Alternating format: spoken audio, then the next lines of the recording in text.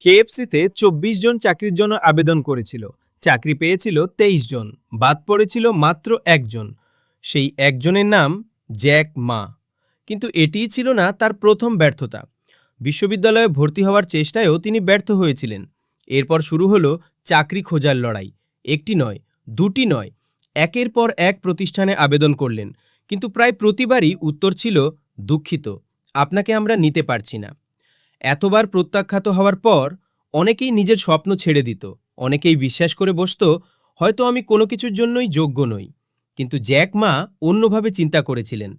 তিনি বুঝেছিলেন প্রত্যাখ্যান মানে আপনি অযোগ্য নন, প্রত্যাখ্যান মানে আপনি এখনও সঠিক জায়গায় পৌঁছাননি।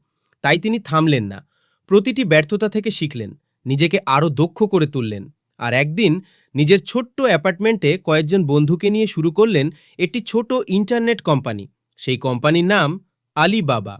আজ আলিবাবা বিশ্বের অন্যতম বৃহৎ প্রযুক্তি ও ই-কমার্স প্রতিষ্ঠানের একটি। জ্যাক মার গল্প আমাদের একটি কথাই শেখায়, মানুষ আপনাকে কতবার না বলল সেটা আপনার ভবিষ্যৎ নির্ধারণ করে না। আপনি সেই না শোনার পরও আর একবার চেষ্টা করবেন কিনা, আপনার ভবিষ্যৎ ঠিক করে সেই সিদ্ধান্তই।